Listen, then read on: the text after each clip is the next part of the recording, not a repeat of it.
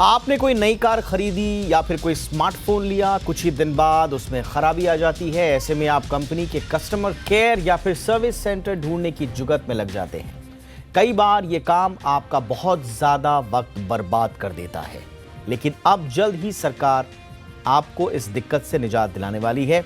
Media reports की माने तो केंद्र सरकार एक वेबसाइट लॉन्च करने की तैयारी कर रही है, जहां पर सभी कंपनियां अपनी आफ्टर सेल सर्विस की जानकारी मुहैया कराएंगी। Consumer goods, car, handset manufacturer समेत अन्य कंपनियों के लिए यह काम करना अनिवार्य किया जाएगा।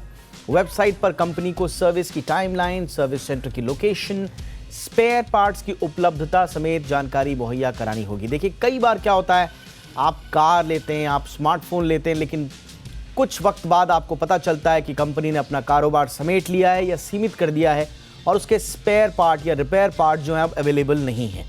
अब फिर आदमी रिपेयर कैसे कराएगा? तो यही है राइट टू रिपेयर का एक पक्ष, जिसको लेकर अब सरकार ने सख्ती दिखा दी है। अब स्पेयर पार्ट्स की लोकेशन की उपलब्धता की तमाम जानकारियां इस पोर्टल पर उपलब्ध करानी होंगी। कंपनियों को पोर्टल पर सेल्फ रिपेयर मैनुअल्स को भी अपलोड करना होगा, ताकि छोटी छोटी बातों के लिए हर बात पे रिपेयर सेंटर ना भागना पड़े। सेल्फ रिपेयर मैनुअल की पूरी जानकारी अगर होगी तो छोटी मोटी जो रिपेयरिंग होती है वो आदमी खुद ही कर पाएगा। इस पोर्टल को उपभोक्ता मंत्रालय मैनेज करेगा। कंपनियों को आफ्टर सेल सर्विस के हर नियम और शर्तों को साफ साफ लिखना होगा, बताना होगा। रिपोर्ट्स की माने तो नई सुविधा के तहत farming equipment, mobile phones, tablet, consumer durables, automobile equipments को शामिल किया जा सकता है। आपको बताएं कि सरकार की तरफ से ये portal right to repair framework का ही एक हिस्सा है। भारत सरकार राइट टू रिपेयर का फ्रेमवर्क बनाने में जुटी हुई है और इसी के तहत कई दौर की बैठकें हो चुकी हैं। इन बैठकों में कई अहम मुद्दों पर चर्चा हुई है। इसमें हर प्रोडक्ट की लाइफ तय करने से लेकर क्वालिटी बढ़ाने पर फोकस को बढ़ावा देना होगा, आफ्टर सेल्स सर्विस को बेहतर बनाना और राइट टू रिपेयर के अंतर्राष्ट्रीय मानकों को फॉलो करने पर भी चर्चा हुई है।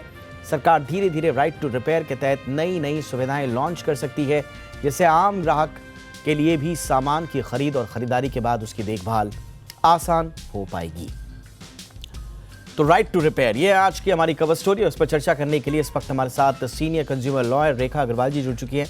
रेखा मैम, बहुत बहुत स्वागत है आपका। बहुत सारे देशों में राइट टू रिपेयर की अवधारणा को मूर्त रूप दिया जा चुका है। भारत भी इसकी तैयारी कर रहा है। कितना इंपॉर्टेंट होगा एक आम कंज्यूमर के राइट्स को प्रोटेक्ट करने के लिए, उनके राइट्स को और एम्पावर करने के लिए? मैम जी, देखिए, डिपार्टमेंट ऑफ कंज्यूमर अफेयर्स ने जो राइट टू रिपेयर के तहत इस पोर्टल को लॉन्च करने का फैसला किया है, मैं इसका स्वागत करती हूँ और बहुत ही खुशी की बात है, क्योंकि आजकल का एक ज़माना ऐसा आ गया जिसको कहते हैं यूज़ एंड थ्रो।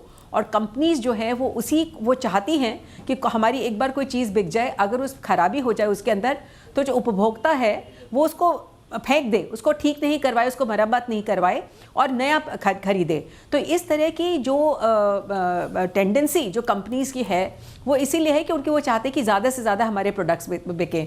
खास करके जैसे आपने बात करी कार्स की है, मोबाइल फ़ोन की है, टैबलेट्स की है, फार्मिंग इक्विपमेंट की है, और जो घर में जो यूज़ करने वाली जिसको हम कहते हैं वाइट गुड्स, वॉशिंग मशीन है, फ्रिज है, इस तरह की चीज़ें जो कई बार यूज़ करते करते ख़राब हो जाती है। उसके बाद जब कोई ग्राहक उसको ठीक करवाने के लिए जाता है तो पता चलता है कि भाई ये वाला जो पार्ट है, फ़र्ज़ करिए कोई पंखा है, उसका ये वाला जो पार्ट है अब ये बनना ही, अब ये वाला पार्ट आपको नहीं मिलेगा, इसलिए अब आपको एक नया पंखा खरीदना पड़ेगा या नया मोबाइल खरीदना पड़ेगा। मतलब पुराने वाले को आप फेंक दीजिए, उसको ठीक मत करवाइए और कंपनी का मुनाफा करिए नया खरीदने के बाद भी, जबकि आपके प्रोडक्ट जो आपने खरीदा उस पर कोई छोटे मोटे कोई डिफेक्ट है जिसको आप ठीक या तो खुद घर में बैठ के कर सकते हैं या उस पर उस पार्ट को बदल के कर सकते हैं, स्पेयर पार्ट को। तो ये जो इस तरीके से कंपनीज़ की जो एक तरीका है मुनाफा कमाने का कि उस स्पेयर पार्ट को बनाना बंद कर दो या सर्विस देना बंद कर दो, सर्विस सेंटर्स मत प्रोवाइड करो या अपनी कंपनी को बंद कर दो, उस पर्टिकुलर वो जो मॉडल है किसी चीज़ का उसको बंद कर दो बाजार के अंदर बनाना, ये सारी चीज़ें इस पोर्टल के ज़रिए अब जो है रेगुलेट होंगी। और जो कंपनीज़ है जिनकी जो अभी मनमानी चल रही है कि वो ग्राहक को मजबूर करते हैं नया पार्ट, नई चीज़ खरीदने के लिए, वो जो है वो बंद हो जाएगा। अब हर कंपनी को अपना पहले ही ये बताना पड़ेगा, उस पोर्टल के ऊपर इतनी जानकारी देनी पड़ेगी कि ये वाला जो मैं प्रोडक्ट बेच रहा हूँ, भले वो कार है चाहे मोबाइल फ़ोन है, वो कितने दिन तक वो उसकी वो सर्विस प्रोवाइड करेंगे, कहाँ कहाँ पर सर्विस सेंटर्स हैं, क्या कोई छोटा मोटा रिपेयर है, क्या उसको ग्राहक खुद कर सकता है, उसके स्पेयर पार्ट्स है वो कहाँ कहाँ पर मिलते हैं। तो इस तरीके से जो हमारे देश के अंदर भी हम देख रहे हैं कि इतना जो वेस्ट हो रहा है, जिसकी वजह से एनवायरनमेंट के अंदर भी इतना प्रदूषण फैलता है, हर चीज़ जो है उसको डंप कर दी जाती है। अमेरिका जैसे विकसित और कंट्रीज़ के अंदर तो बड़े बड़े डंपिंग यार्ड्स बन रहे हैं, और हमारे देश के अंदर भी यही हो रहा है कि हर घर के अंदर आप देखेंगे कई चीज़ें ऐसी इकट्ठी हो जाती है, जैसे मोबाइल फ़ोन है या वॉशिंग मशीन वगैरह, कि भैया ये ख़राब हो गई, अब कंपनी ने ये वाला बॉटल बनाना बंद कर दिया, अब तो नया खरीदना पड़ेगा।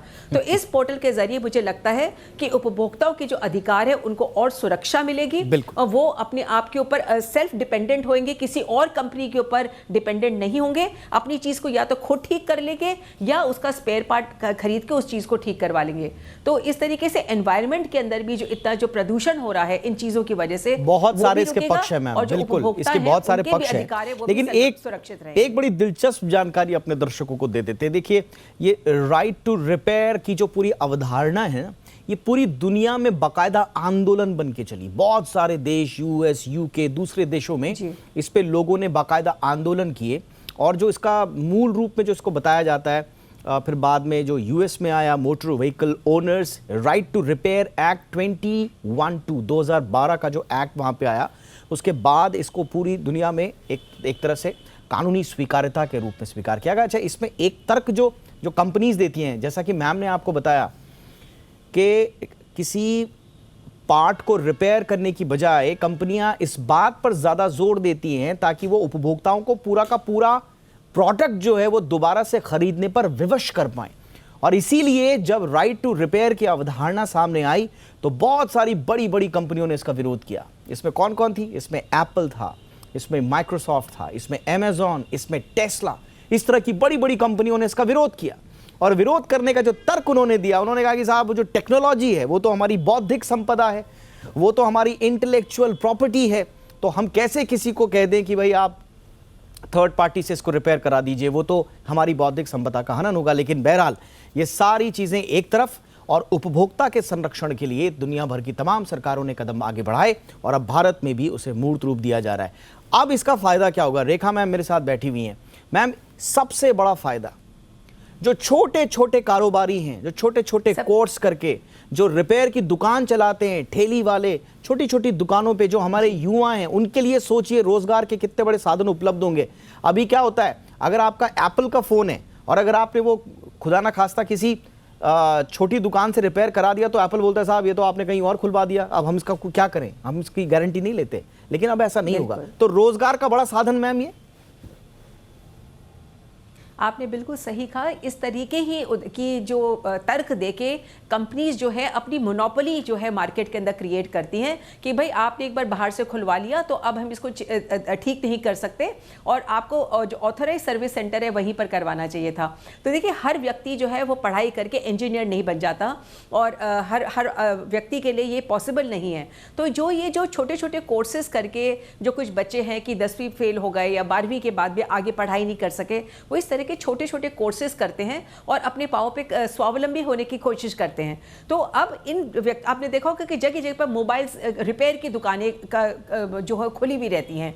दिल्ली की बात करें तो गफार मार्केट जो जगह है, जो हब है मोबाइल का, वहाँ पे हर व्यक्ति जो है मोबाइल को ठीक करने को तैयार होता है। तो उन लोगों जो है जिनका जो एक व्यवसाय जो था वो बंद हो रहा था, और हमारे संविधान के अंदर ये गारंटी दी गई है कि हर आदमी को अपने रोटी रोजी कमाने का अधिकार है। तो मुझे लगता है कि जो राइट टू रिपेयर का जब पोर्टल खुल जाएगा, तो जो सेल्फ हेल्प मैनुअल की तरह या तो ग्राहक अपने आप उस चीज़ को ठीक कर लेगा, या जो छोटे मोटे जो बच्चे हैं जो आगे अपने पाँव पे खड़े होके अपना ये रिपेयर की वर्कशॉप्स करते हैं, कपड़ों की जैसे अगर बात करें तो ऑल्टरेशन की जो एक ज़माना था वो ख़त्म हो चुका है। आप नया कपड़ा खरीदते हैं, उसी तरह से मोबाइल ख़राब हो जाए तो आप जाके नया मोबाइल खरीद लेते हैं, कार ख़राब हो गई नई कार खरीद लेते हैं। तो इस तरह का जो हमारे देश के अंदर, जैसे मैंने कहा कि जो रिपेयर करने वाले जो लोग थे उनका जो व्यवसाय था वो भी बंद हो गया, उनको रोटी रोजी कमाने का जो था वो एक मौका जो मिलता था वो भी बंद हो गया। ग्राहक सोचता था भले भाई ज़्यादा पैसे दे देता हूँ,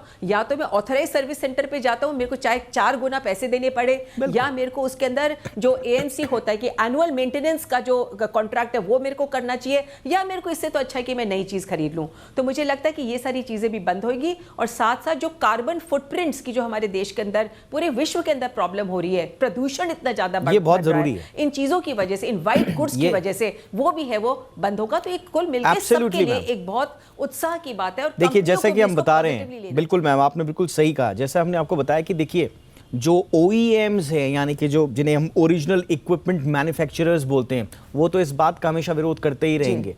वो कभी नहीं चाहेंगे कि जो थर्ड पार्टी बायर्स हैं या सेलर्स हैं वो उनके कारोबार के बीच में आए।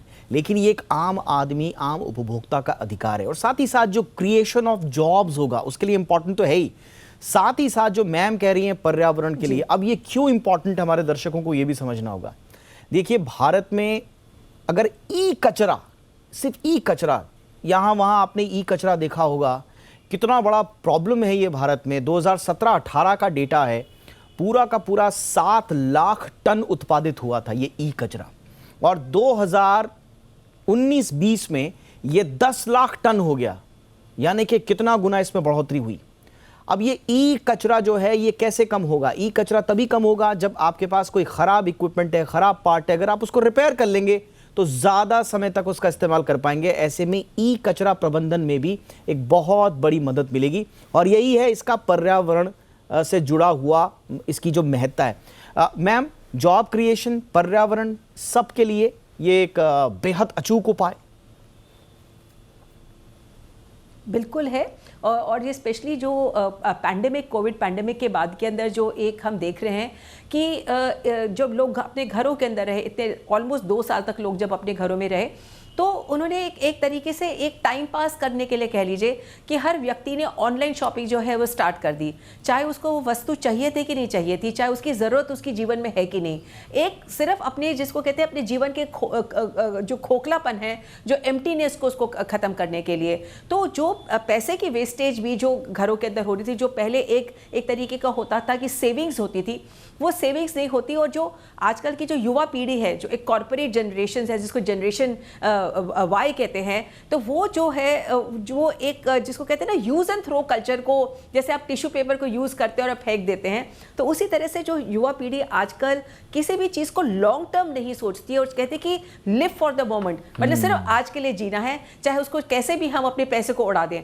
तो मुझे लगता है कि एक मनोविज्ञान की दृष्टि से भी देखें तो ये राइट टू रिपेयर का जो पोर्टल अगर खुल जाएगा तो एक सब लोगों के अंदर एक तरह से ठहराव लाएगा, एक जिम्मेदारी लाएगा, और कुल मिला के मुझे लगता है कि कंपनियों को भी इसका स्वागत करना चाहिए, पॉजिटिव तरीके से इसको एक सकारात्मक सोच के साथ देखना चाहिए। उपभोक्ता को तो फायदा ही होगा, पैसे की घरों के अंदर सेविंग्स होगी, और जो पर्यावरण है उसका तो एक बहुत बड़ा जो है बचाव होगा। बहुत इंपॉर्टेंट बात बोली मैम। इन नटशेल अगर हम थोड़ा सा इसका सार निकालने की कोशिश करें तो ये जो यूज़ एंड थ्रो कल्चर है, जो कि हमारी जेब के लिए ठीक नहीं है, जो छोटे छोटे व्यापारी हैं उनके लिए ठीक नहीं है, और एनवायरनमेंट के लिए तो ठीक है ही नहीं, वो यूज़ एंड थ्रो का कल्चर जो है वो कम होगा। इससे बूस्ट मिलेगा, जो छोटे रिपेयर शॉप्स हैं उनको बूस्ट मिलेगा, जो इलेक्ट्रिक वेस्ट है, ई वेस्ट है, उसमें कमी आएगी, कंज्यूमर का पैसा बचेगा, सबसे बड़ी बात ये, कंज्यूमर का पैसा बचेगा। और जो सर्कुलर इकोनॉमी जिसे कहा जाता है, अगर किसी प्रोडक्ट का लाइफ बढ़ेगा, उसकी मेंटेनेंस हो पाएगी, उसे रीयूज़ आप कर पाएंगे, उसे अपग्रेड कर पाएंगे, या रीसाइकिल कर पाएंगे, या वेस्ट हैंडलिंग कर पाएंगे अप्लायंसेस की, तो इससे जो सर्कुलर इकोनॉमी है उसमें एक ताकत आएगी, और ये पूरी की पूरी देश की इकोनॉमी के लिए। वो तो छोटा सा टॉपिक ज़रूर है, लेकिन इसके बहुत बड़े फ़ायदे हैं और दूरगामी परिणाम भी हैं। Thank you so much ma'am, आपने आज हमारे लिए वक्त निकाला। रेखा अग्रवाल मैम, बहुत बहुत शुक्रिया हमारे दर्शकों के लिए वक्त निकालने के लिए।